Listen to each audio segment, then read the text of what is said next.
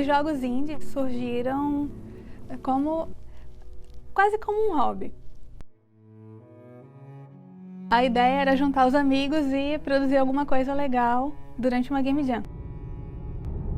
Os jogos independentes funcionam como cinema independente. Eles são um mercado paralelo, ele não é um mercado que afeta diretamente a indústria dos games. Existem 5 empresas grandes no país de produção de jogos, e uma delas está no Recife, que é a Manifesto.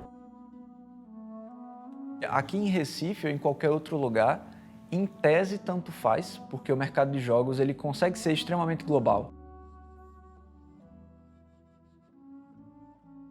Temos cerca de 30 jogos, 10 lançados diretamente para o público e 20 privados, assim, para instituições, entre outros lugares. Quais são os jogos autorais que temos aqui?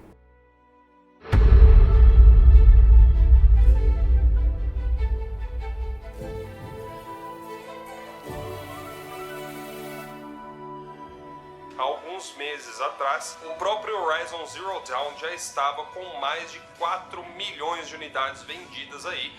O mercado de jogos global, ele é um mercado hoje em transição.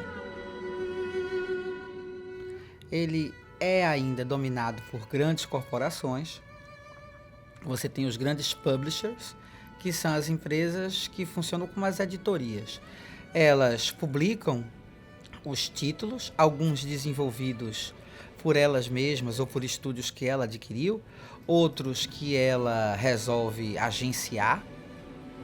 O mercado global de jogos, a cada ano ele está aumentando o faturamento, né? Atualmente, quem está lucrando mais são as empresas do mercado mobile, porque o mercado mobile é o maior mercado dentre os mercados de jogos. Tem surgido muitas oportunidades, principalmente no Brasil também, então isso é uma coisa muito boa, né? Eu, como sou instrutor da área, né, aqui na Saga, então eu percebo muito assim que a procura tem aumentado, tanto das indústrias procurando pessoas para trabalhar, quanto pessoas interessadas em trabalhar na indústria. Hoje em dia, a indústria dos games, em números assim absolutos, ela é mais rentável do que a indústria do cinema, por exemplo, do entretenimento. Ou seja, a gente tem um cenário que é gigantesco. Games atualmente é o único mercado que não teve crise desde 2008, que continua em crescimento, e a gente tem poucas empresas que produzem games aqui no país. O Recife não é uma periferia em termos de Brasil para games. Na verdade, o Brasil todo é uma grande periferia do mercado mundial de jogos. A principal agência de cibersegurança do país e um dos principais da América é daqui, a Tempest. E a gente não tem a principal empresa de games da América aqui. Por quê? Qual a diferença? É que a gente tem poucos profissionais formados para trabalhar com games. A gente tem poucos profissionais, a gente tem programadores, mas uma coisa é você ser programador, outra coisa é você ser programador de game. Você tem desenhistas 3D, você tem ilustradores, você tem animadores, mas tem poucos animadores que são acostumados a trabalhar com game. Tem uma coisa assim que cresceu muito aqui em Recife, eu diria nos últimos 4 anos para cá, que é o famoso outsourcing, né? Outsourcing é quando você cria um item específico, um pedaço específico de alguma área de um jogo para fora. A gente participou de um projeto para a Sony e para a Guerrilla, que é o Horizon, o primeiro Horizon. É um projeto de enormes dimensões. Mas se de repente você tem um desejo, como foi o meu caso aqui na Saga, né, de produzir o teu próprio material, né, um desejo de colocar o teu próprio material para frente e não trabalhar apenas com material terceirizado, você também vai ter muito espaço para isso. A possibilidade de você se juntar em equipes pequenas, não tem tanta experiência, e ter um jogo publicado em uma plataforma boa de jogos é um esforço muito menor em comparação a esse período anos atrás, né? É muito mais simples você entrar numa produtora que já produz outsourcing, ou já produz para alguém, ou é contratada para criar, como a Manifesto, é contratada para criar jogos específicos para empresas, do que você criar uma empresa para fazer jogos indie. Infelizmente.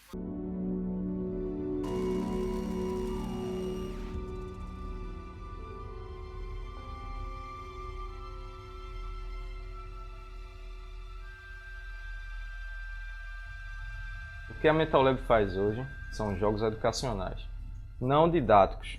São jogos educacionais para habilidades cognitivas.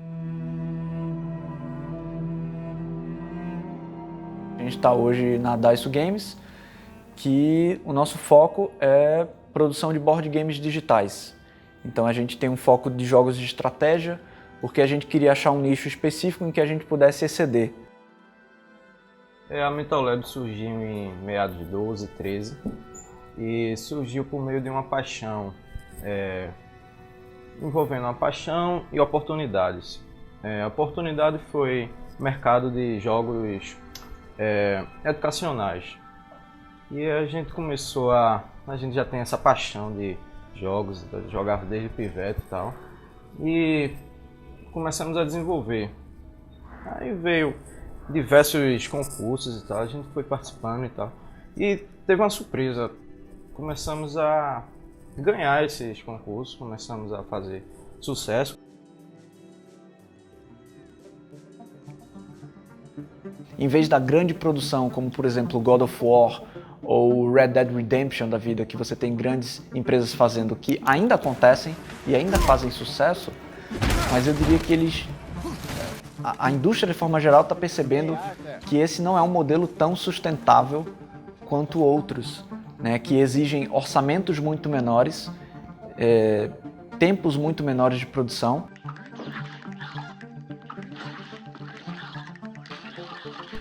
Bom, o meu interesse por jogos surgiu na época que eu estava fazendo publicidade, que a gente teve noções sobre advergames, que eram jogos de cunho publicitário. Aí eu comecei a estudar nessa área. Eu já tinha há bastante tempo a ideia de ter uma empresa, eu queria bastante empreender e tudo mais, só que eu não sabia em que eu queria empreender. Um determinado ponto eu estava fazendo um curso de administração, mas eu fui vendo que eu queria alguma coisa na área criativa. E aí eu migrei para design, me formei em design, né? Sou designer atualmente, e nesse meio tempo eu descobri jogos. Atualmente eu estou trabalhando no mercado publicitário, como assistente de arte na Havas. Vejo uma reclamação da galera a gente monta a equipe e aí a pessoa também não tem disponibilidade para estar na equipe produzindo, porque aquilo não vai dar dinheiro para ela por um tempo e ela tem que pagar as contas. No momento, publicidade é o que paga minhas contas. A minha intenção é me especializar com fazer mais alguns cursos, que foi por isso que eu me mudei para São Paulo. E o que acontece? Eu tenho meu primeiro emprego, sei lá, sou analista de dados do Porto Digital. E de noite, quando eu tenho tempo, eu produzo com a minha equipe o jogo. Ou seja, o caminho para isso é dar errado, porque você não está dando esforço suficiente para isso. Desenvolver jogo é só uma parte de ter uma empresa.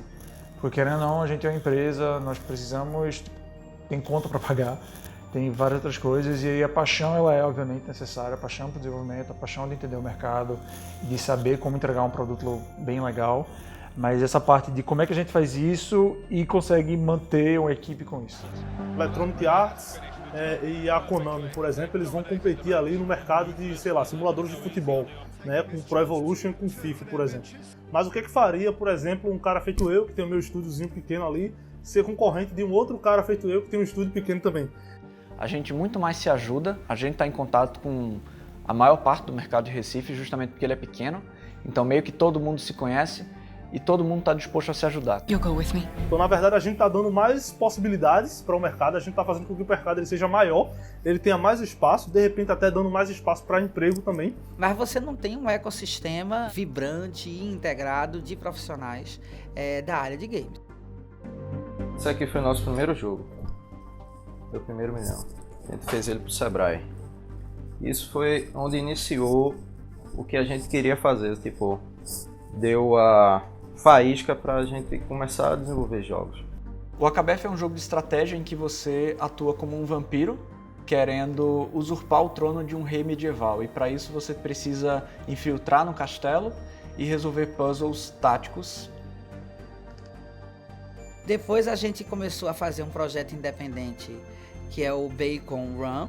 Quanto mais a gente trabalhava na indústria mainstream, menos a gente apoiava. A gente só pôde continuar e completar o Bacon Run graças a uma série de investimentos que foram trazidos por um edital específico do Ministério da Cultura, de um fundo setorial da Ancine, que era voltado para a produção de games.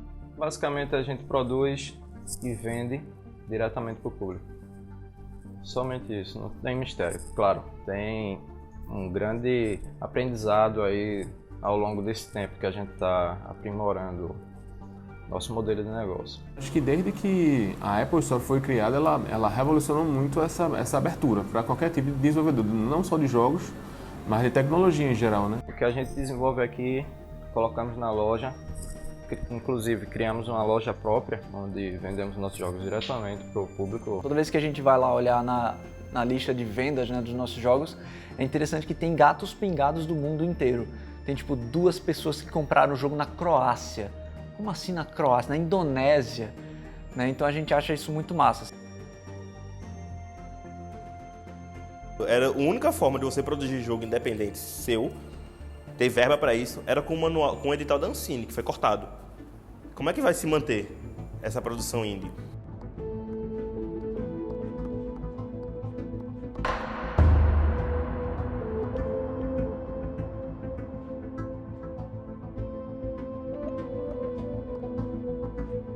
A indústria indie hoje ela não perde nada para a indústria mainstream. Inclusive, uma coisa muito frequente que a gente vê é o jogo indie se tornar o mainstream, né?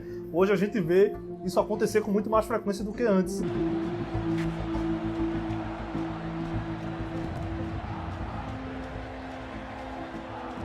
Tem essa coisa da experimentação. Do cinema independente surgem vários cineastas mainstream. Eu costumo dizer que você tem mais liberdade criativa na indústria indie.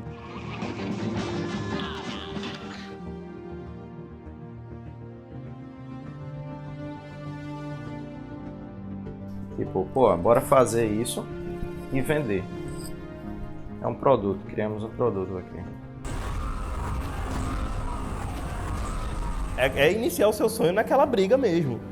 Porque o mercado não está desenvolvido. O mercado de games, de maneira geral, no país, não é desenvolvido para ter essa mentalidade de produzir jogo próprio, desenvolver jogo próprio, distribuir jogo próprio. É complicado. Que no momento eu não penso muito no mercado mainstream. Eu tô mais interessada em projetos pessoais, em trabalhar com o pessoal que eu conheço e coisas menores. Mas eu acho que tudo tem a ver com a oportunidade também, né? Então agarra as oportunidades que sempre vai ter aprendizado bacana para você, com certeza.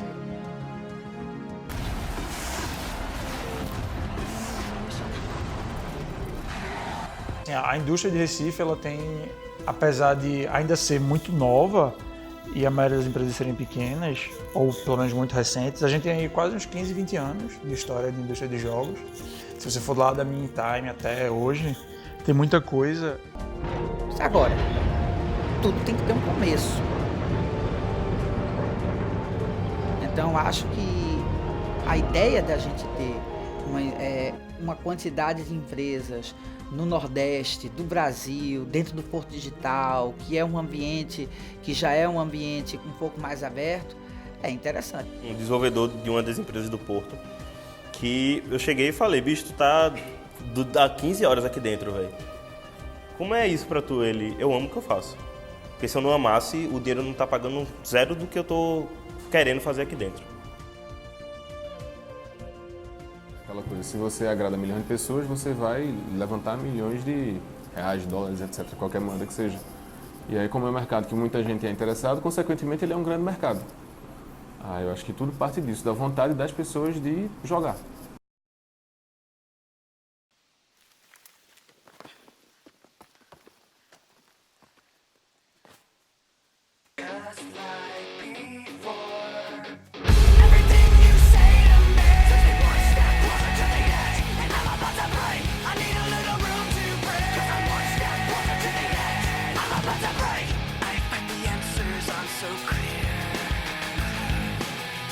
Wish I could find a way to disappear.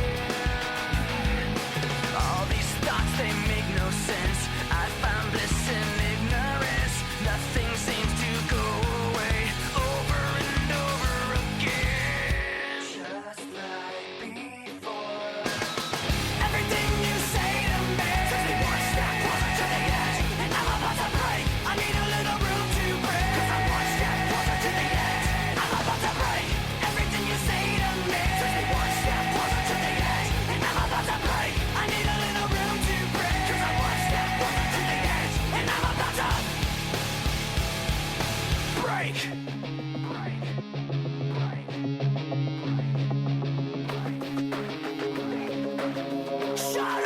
Contradiction.